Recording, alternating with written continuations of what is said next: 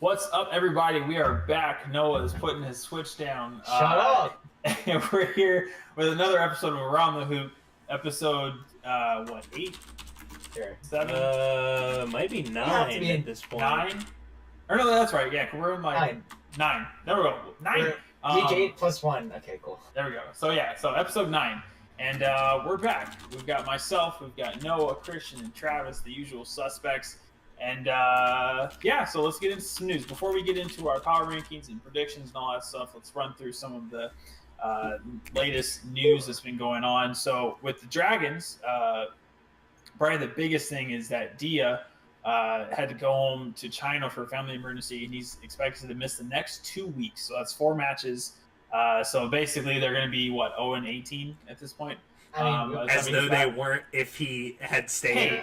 Hey, they might have won a series. You don't know that. The only thing that this really affects, I think, is map differential. They may have been able to take a map off of one of their opponents over the next 2 weeks. That's very true. So that sucks for them. But I mean, like you said, they're already they're not making the playoffs anyways. Yep.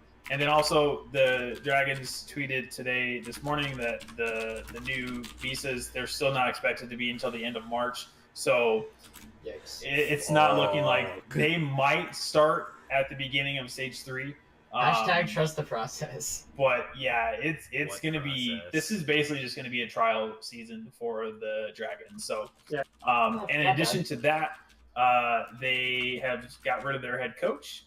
So head coach U4 has stepped down, and he's leaving the post after a transition period of 1 week. And the assistant coach Kong will act as the stand-in coach. So, This is what I'm legitimately excited about, because from what I've heard, so like everybody, maybe not everybody. I don't know if we've discussed it at length on the podcast or not, but like China and esports don't exactly have the most clean marriage of all time, you know? Yeah, that's for sure.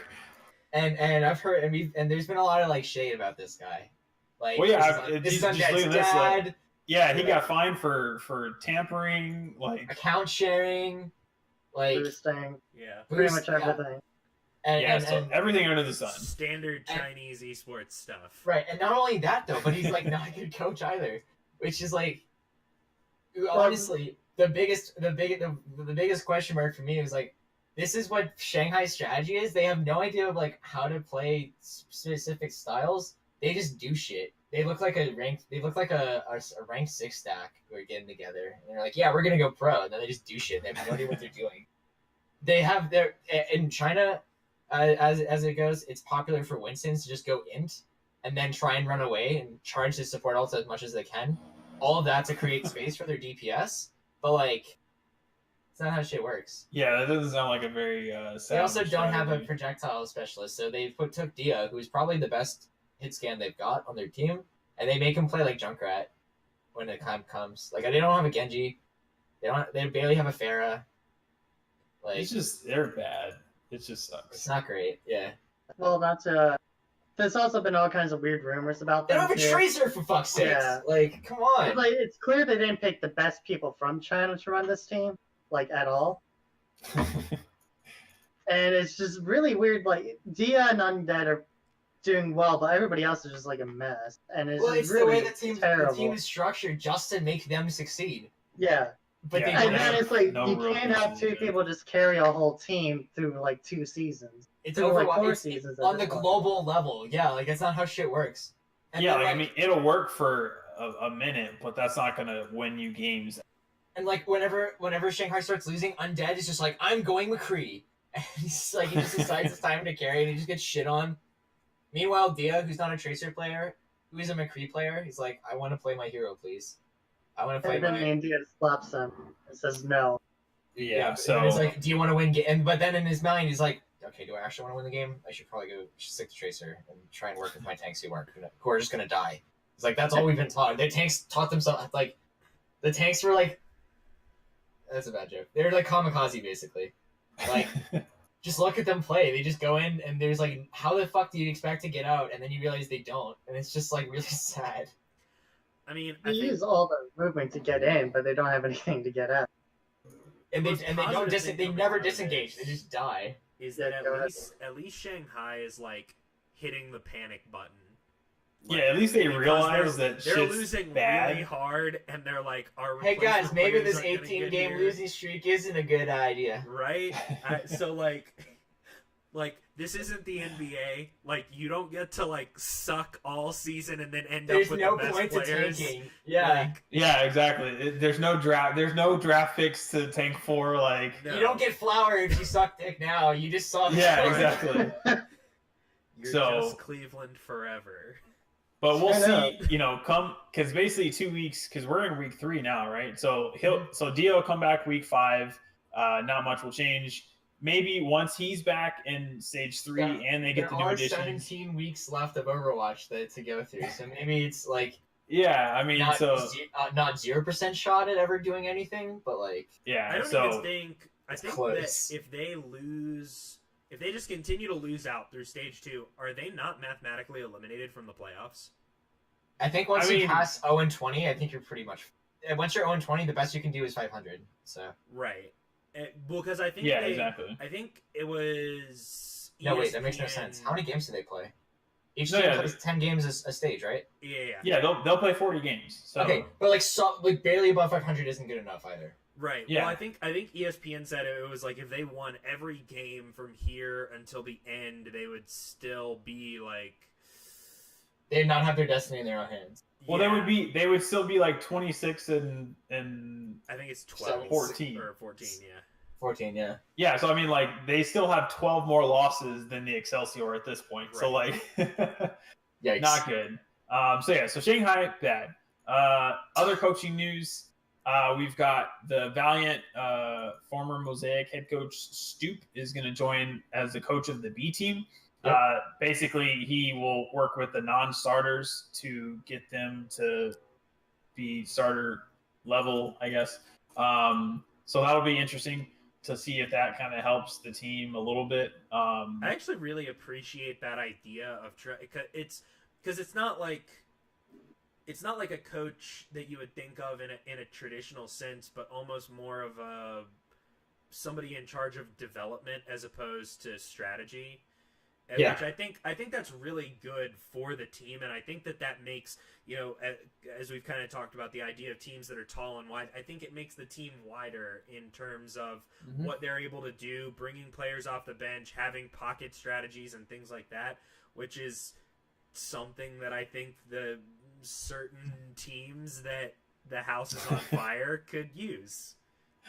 Yeah, I mean, in Slasher even says in the tweet later, Silk Thread and Grim Reality are being tested as a flex support for the B team. So you can see that they're even trying to diversify the roles of these players. Oh my god. Which, I mean, and that makes sense considering the fact that they've had Kareev on DPS for the last 2 weeks. Let's be fair, Kriv's probably like at first I was like, I don't like this move, but the more he's good. Settled into the role, yeah, like Kriv's just a good flex player. Yeah, no, he's very good. So we've got that. And then Spitfire have parted ways with their coach Bishop, who apparently was kind of like sounds like more of a scout than a coach. So said he was instrumental in getting the team together. And they're going to be looking for a new coach, or they'll announce their new coach in due course. Not gonna lie, I've always been kind of skeptical. Not skeptical of Bishop, but I've always been like, he was given some of the he was given Kaiser and he couldn't qualify for contenders. So Sure. and I don't think Kaiser's a bad player by any means. I think he's dubious. His ability is dubious, and being let go by the #1 team in the league, who didn't have to make any changes, should be like, okay, maybe not. But I guarantee you, some team in need of a coaching change will look to pick this guy up, and then we'll continue to hear more about him. Exactly. So with that out of the way, we'll talk about some of a couple of Dallas news I'm sure you guys have heard about. That we'll talk about when we get to the Dallas Bridge. But for now, let's jump right into our power rankings. So again, we've got a new #1 team. The New York Excelsior jumped from 4 all the way up to the #1. Christian's very happy about that. After a pretty strong week, we were a lot more, I think, this week's rankings, there was a lot less contention between all of our analysts as to who should be where. So we've got them at the top, and then Soul stayed strong at #2. The Spitfire moved from first spot down to the 3rd spot. Outlaws moved from 3 to 4. Fusion. Somehow, despite losing to Philadelphia. That's true. There was some contention For the there. second fucking time this year.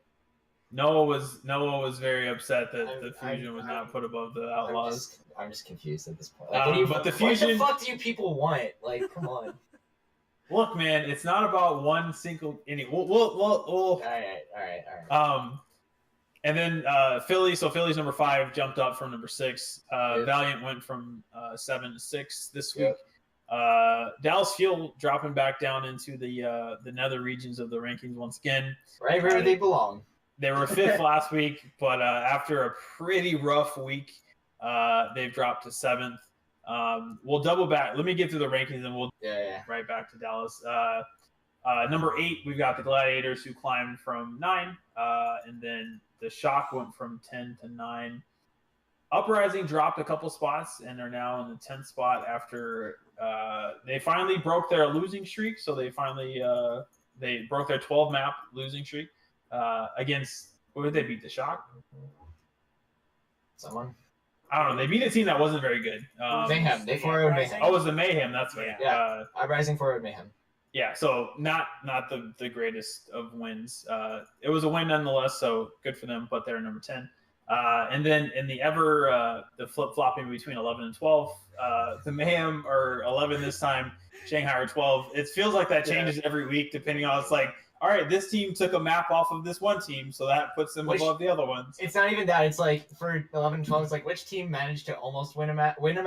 None of them did? Okay, which one almost won a map? Well, no, the Mayhem took one map off the Spitfire this week, so like that was enough to get them 11th. So because Shanghai went 0-8. Ride that for a couple of weeks over the. I feel like with the changes that have happened to the draft, I think the Mayhem, you guys can feel very confident that you'll probably have that 11th spot locked down the next couple of weeks. How must it feel to be the Mayhem, knowing that you have a at least from what we can see from the outside, at least a semi-competent organization backing you with decent players, and you are still just every week you are one map loss away from being worse than the shitstorm that is the Shanghai Dragons. Well, are they all competent? Are they competent players or good players? Like, competent is not good enough in a global league.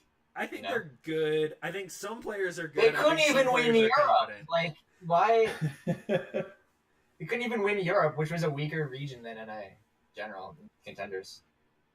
Speaking of the Mayhem, when are their reinforcements getting here? Are they already here and they're just like that's true? They're supposed to have some. I have no idea why is Logic's playing if you have Saya player ready to go. That's that's the weird thing. Like with all of these signings, like we knew about the Shanghai Dragon signings for a little bit. We knew about the Florida Mayhems. Like, why is it taking so long for them to get these people into the game? Onto the team. It seems like they have some kind of secret plan, but I don't think it's a smart one. The secret plan is to throw forever. What I don't think they have a secret plan. Like that, I don't know if anybody from the Florida Mayhem happens to be watching, and this is all because of visa issues. Contact Complexity Beef will help you with your visa issues. He's amazing. Travis is so tired of watching your trash team be garbage that he's willing to help you through the legal process in order to get shit going. Please listen to this man. I've done it before. If Kyle doesn't want to help you, I'll help you. It's a plea from eGamerNews. Saya player is so much better than every other player on that team. For the love of Christ, put him in the game. Oh, geez. So bad. So speaking of dumpster fires, from dumpster fires and cry of help and please, the Dallas Fuel. Still a dumpster fire. So let's just start. So not only have we have a couple things to talk about. Number one, both coming from ESPN. So first, Jacob Wolf tells us that Taimu could possibly maybe be facing some sort of suspension.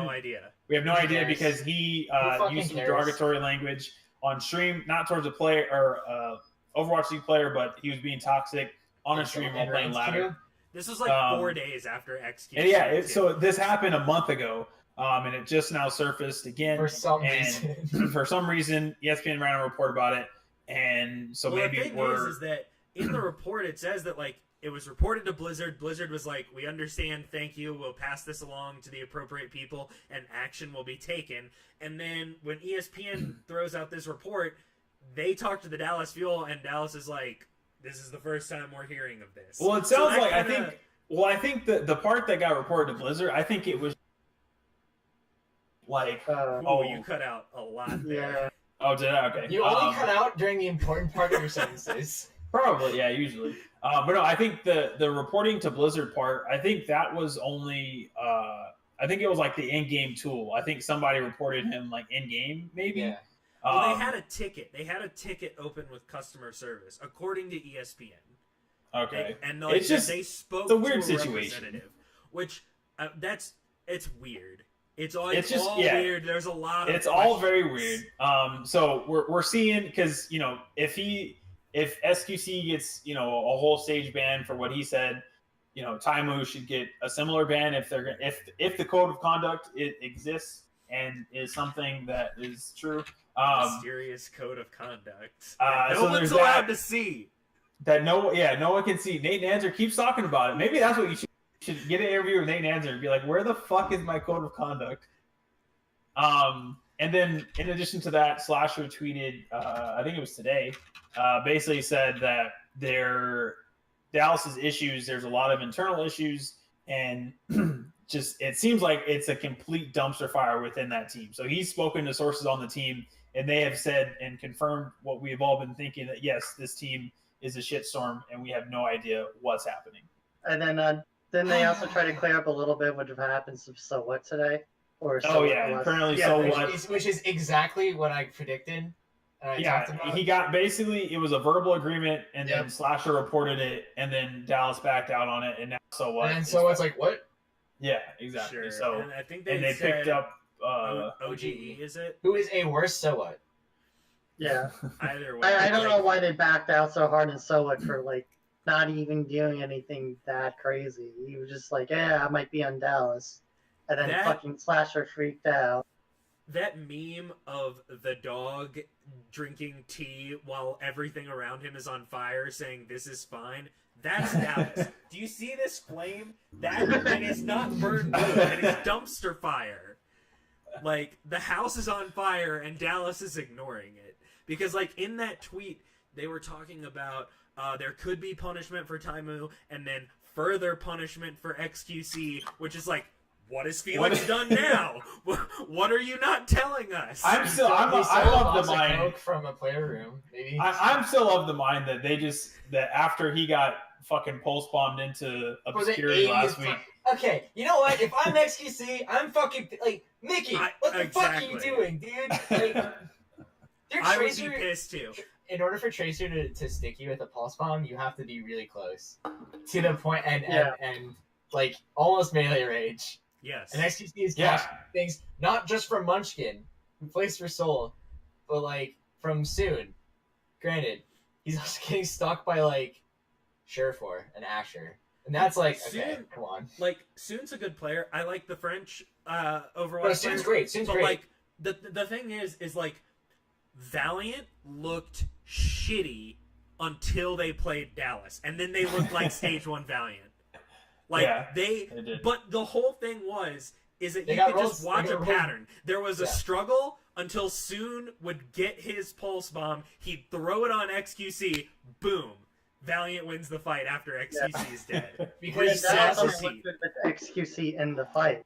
So Dallas's playstyle was literally Shanghai's. Only you replace Dia and Undead with AKM and Effect.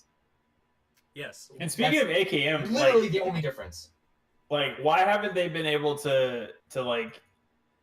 It just feels like with AKM, like we talked about it, like this is supposed to be really big for them. It should have like maybe helped them right the ship, but it seems like they're basically doing the same shit. So it's like they didn't replace anybody else. Like DPS role. Okay, so Overwatch, if you're a DPS player and you're like, man, I keep getting stuffed, I need to keep switching heroes. You need to fucking chill on one hero and like look at the rest of your team and figure out what the hell's going on there. Right? Yeah. And let's look at the rest of Dallas, because I think I think a lot of pressure is put on this main tank role and the DPS role, when realistically, those are the two best parts of this team. Mm-hmm. Mickey, what the hell is he doing? Not a lot. Not a lot. Supports. Custa has been playing pretty poorly recently. You need a Zenyatta to be alive, almost as much as you need your Winston. Preferably both. And neither of them are being able to stay alive in these long fights. Right. Harry Hook has not been looking good at all. I don't know what's going on with him. And I understand why you have XQC in over Coco, because Coco's more of a passive player, whereas XQC is more aggressive. And if you don't have time in there, also a shot caller. Yeah, exactly. That's my point. If you don't have time in there, you need an aggressive shot caller, and that's what XQC can bring to the table. But then you don't put in Chips, who might be the best Western support in the game, or was. Sure. And like maybe it was just like he's being like they saw it was like, oh, you can't play Mercy Meta, you're being punished. When he had Harry Hook on Zen, which is like not what anybody wants. Like you barely want Harry Hook on supports that aren't Lucio. And even then it's kinda like he's not the best Lucio, but like he knows how to do stuff. I don't know. The house is on fire and the organization is trying to play it off like it's not. Like we talked when this team got these additions, and even still with this addition of OGE, I believe, we talked about how, oh, well, when this team came out and they put Taimo in the tank, look at how wide this team looks. Look at how many options they have now. They literally just are taking those options and throwing them out the window. They're just like, let's just play one lineup, one style, always and forever, and everybody on the bench can just deal with it. Because, like, the problem isn't their main tank, it's their off tank. The problem isn't their DPS, it's their support. You're solving the wrong problems if you're sure. Guys. Well, like, and that's you know what? Like, OGE is a main tank. Well, that's the thing that like confuses me. It's like, okay, number one, do they not know what their problems are? Because it seems like they have no idea what the problems are, which is a bigger issue than even having them problems in the first place. Because if you can't even pinpoint your problems, like, the fuck are you doing? Like, you're a professional team. Like, you should be able to figure that. If we can see this, they should be able to see this. And maybe it's just like, we're just like, we don't have all the information. It's like, oh, you know, people on the outside never understand. But, like, when do we look at Kai? When do we look at this coaching staff? They've had the same problem for months now. Literal months. And other teams have been able to adapt. I predict that Boston will have fixed their problems maybe this week even. Maybe next week even. Right? And Dallas will still have the same shit until the end of the stage when they finally start figuring out stuff, and then stage 3 happens and they have a good first week, and then bang, they're back to sucking again. It's going to be the same cycle. They don't learn. They keep doing the same shit over and over again. They don't make changes in-game. They don't understand how they, like... They tried to do the same thing for 7 minutes against Seoul, and it failed every time, and they just got more and more frustrated. And you're watching that, you're just... You can see it on the face, on everything, too. Like, I just think also, like, XQC is just being really stubborn right now. Because he wants to prove that this team can be great, but it's just like... I think he's tilting way too hard now. I mean, that's what he does. I think to be even fair, in a normal circumstance, he would be tilting in that situation. Like, I'm watching these games, and I'm talking to... Well, you're not necessarily always around, but I'm sitting there going, I want to break my fucking keyboard watching XQC get pulse bombed over and over again. Because, like, playing that role, like, that's the most frustrating thing in the world. Like, you're just being targeted down, and that's why Watch how Seoul... Watch how Zunba and Miro hold hands always. They are so in sync as a team of dive tanks. And then you watch Mickey and XQC. It's like watching Roshan and whoever is starting for Shanghai. Well, I think that's that point. I think you like Noah bringing up the coaches. Like, I think that because we can talk about the players all we want, but they're only going to do what they've been taught or what they're learning. If the coaches aren't saying, "Hey, Mickey, stick on his ass and make sure that he's, like, stop play leaving. default correctly." Yeah, exactly. Which you shouldn't have to be told to do if he's exactly. So it just in the league, which is the dumbest narrative I think I've ever heard. So it just feels like this team they just look lost. Like, they look like they don't have a direction. Like, they have talent. Signing main tanks. They have 3 main tanks now, and all of them are good. And you don't need 3 main tanks. You need a flex tank is so much more important. See, this is when I wish like trades and shit were like a thing.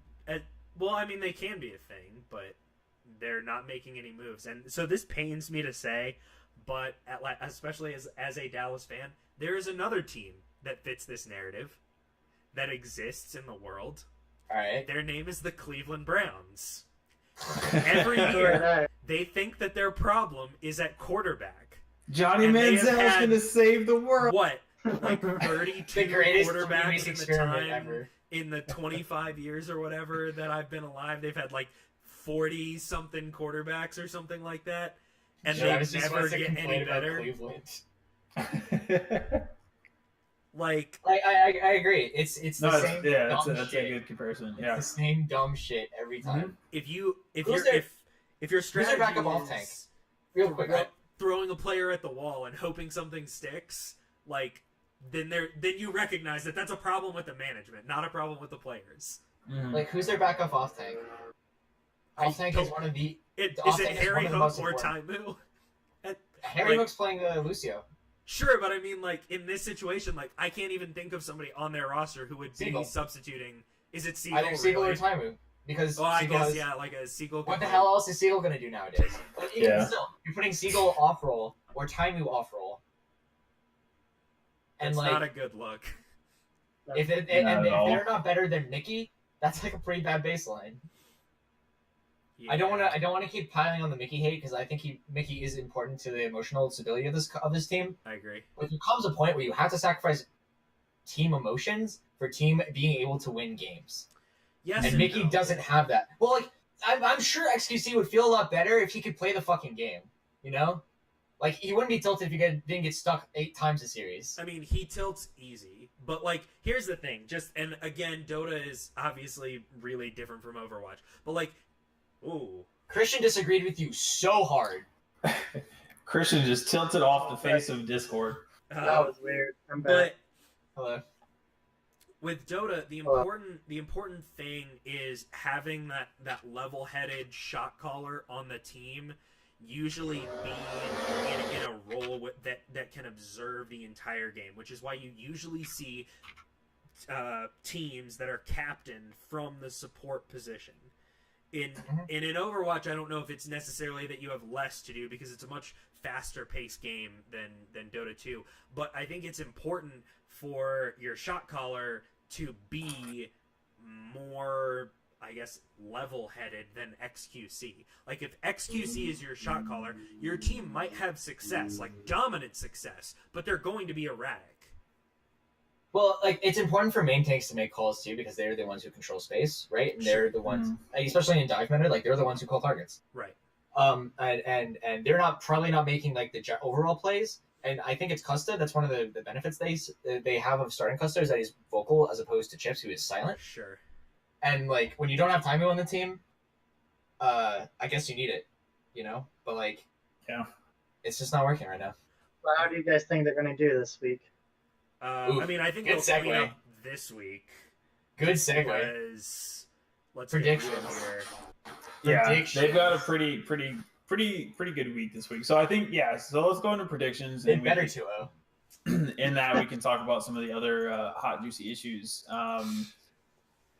With So let's just dive right in. So first game of the week, we've got Seoul, Shanghai. And just to preface this, if you checked out our prediction article, 5 of the 6 people agreed on every single game. And then the 6th person, whose name is Travis, tried to be contrarian with a couple picks. And so we'll have him explain why he thinks those are good We'll picks. have him explain why he's dumb and wrong. But so opening the week, we've got Seoul, Shanghai. I think there's no doubt that this will be- Gentlemen, enjoy what Seoul will deliver onto us, which is a spanking of a couple. Yeah, of it's gonna be targets. bad. It's gonna be bad. Watching Seoul play is fun as shit. Yeah, especially in this meta against this team, they're gonna have some fun. Yeah. So that should be a swift 4-0. We will play May at some point. Yeah. 100%. They're gonna be so far ahead. And then after that, That's the Ryu tilter right there. He's like, I'm gonna go May.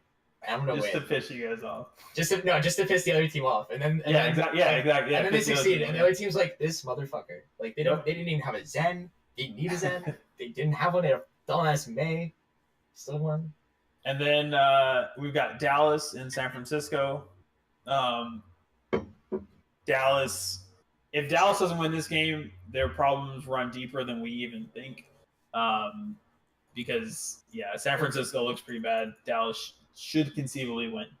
If Dallas loses this game, depending on what San Francisco does, that's where the blame should be assigned. Yeah. If Baby Vape pops off, what the fuck is Mickey doing?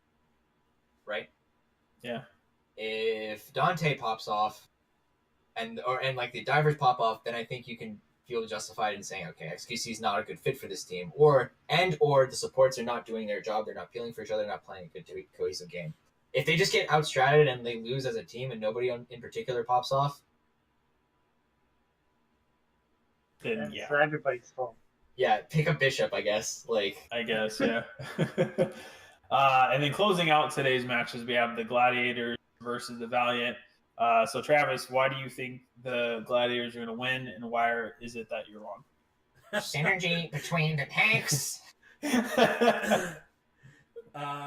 So I don't think anybody would argue with me that the only games that the Valiant didn't look rough in were, let's see, 3 of the games against San Francisco, and even then they looked a little worse. Like, they didn't look like Stage 1 Valiant even against Dallas for the most part.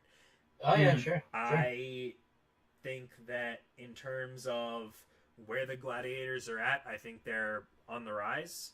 I think that they're kind of finding a bit of a groove for themselves as they go along. I think that Fissure is going to be a lot more disciplined than XQC. And I feel like... Why do you bring XQC into this? Well, because he's comparing the Valiant and the Dallas. I'm comparing the two games. But Gladiators lost to Dallas. They did, but I mean, I think that looking at that transitive property isn't necessarily the best way to go, because we've seen Dallas, did they lose to San Francisco in Stage 1, or was it like a... No, that was their first one. It was 3-2. Okay, yeah. No, it was a 3-1. It was a 3-1. 3-1. 3-1 or 4-0. It was absurdly close for whatever it was. Yeah. They won by the third map. The fourth map was close. But like, we see that Dallas matches up well against Seoul. Like, they match up well. They definitely argue with me that Dallas did not look the best that they looked in Stage 1 on day 1 against Seoul. I think that's just because of how Seoul plays the game. Seoul doesn't overwhelm you with its own strats. Seoul looks at what you do and it says, right, you don't get to play that way. They are good at... Seoul is full of surgeons. They will die. Like, this is what Lunatic High did. This is why they were the best team in the world. Regardless of who you are, they will eventually figure you out, they will dissect you, and they will shut you down. That being said, they don't have any pop-off strats of their own. They just kind of do shit, right? On attack, they figure out what you want to do, and they counter that. So if a team can be completely unpredictable, then maybe they can throw a monkey wrench in Seoul's plans. But Seoul is the best team in best of sevens, which we'll never see. Because over the series of you can't beat them over the long run, right? You have to so dominate them so thoroughly that they can't outstrat you. And so I'm gonna remember this come playoff times if Seoul loses. I'm just gonna play this. I'll keep shouting about it, dude. But when Dallas plays against Seoul, Seoul's only objective is to shut down Dallas's one play style, and then they did. Yeah. So does everyone agree Seoul will beat Philly then the next day? Yeah, yes. I was gonna say, so with the strongest Seoul is they'll beat Philly. Houston. Philly got destroyed by London, and I like Seoul more than I like London, right? Yeah, so there's that, and then Houston should beat the Valiant. We're all in agreement there.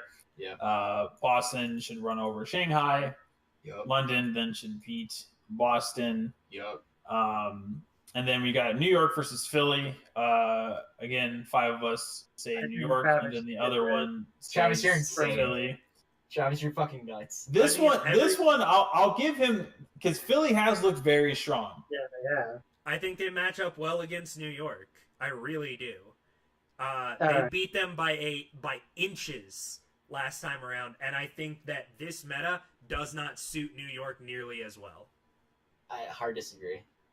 Philly's been looking really good. Like this is one, I think the Excelsior win. This is probably, of the 2 that Travis picked contrarian on, this is the one that I could see him getting one over on. I can see it more if Philly is able to run EQO, because I'm pretty sure EQO was sick last week, so that's why they ran Shadowburn twice.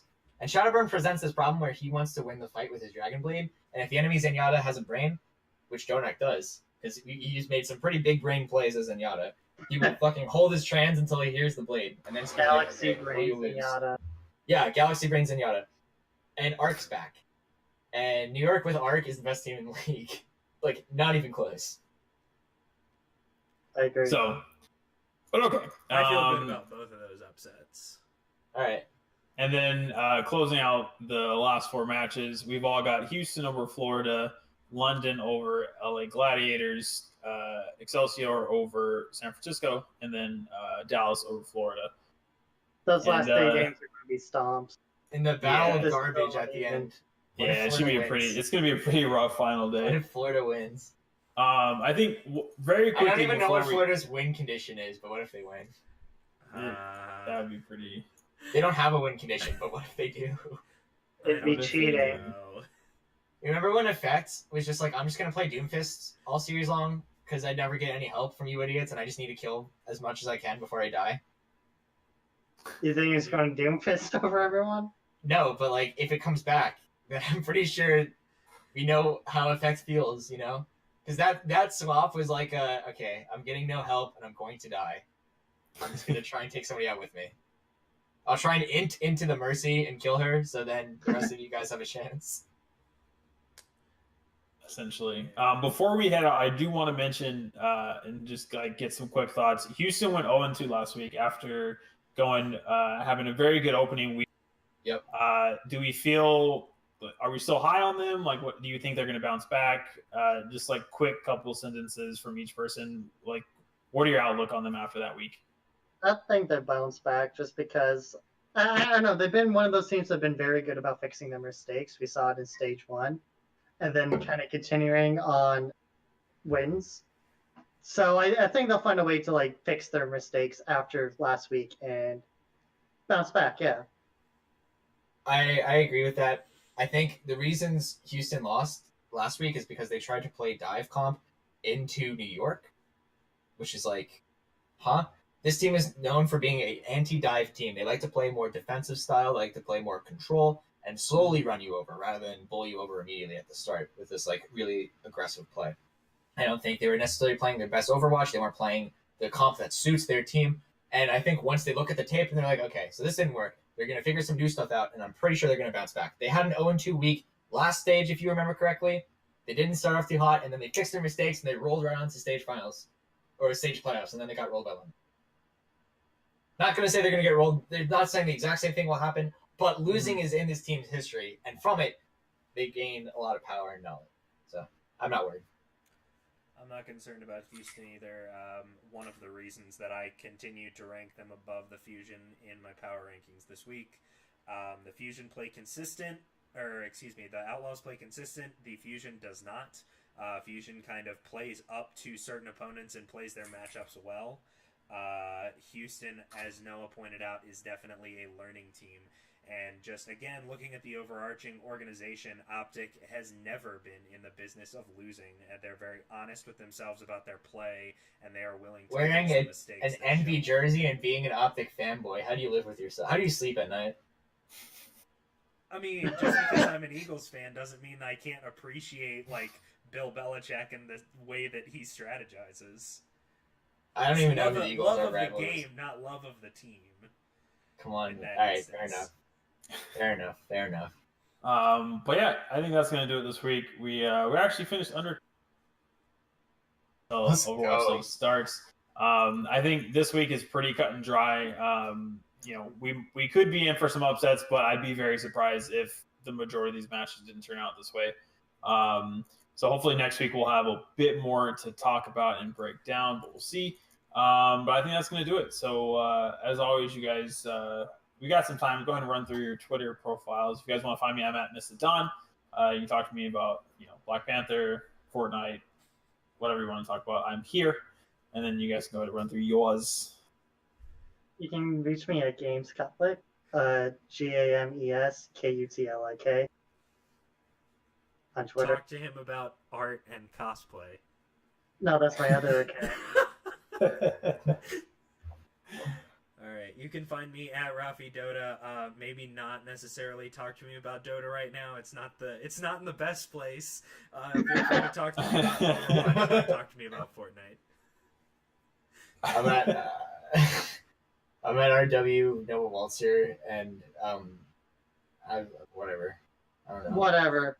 And whatever. I'm always there. I'm always there. All right, and on that note, that's it for the week. We'll see you guys next week. Goodbye.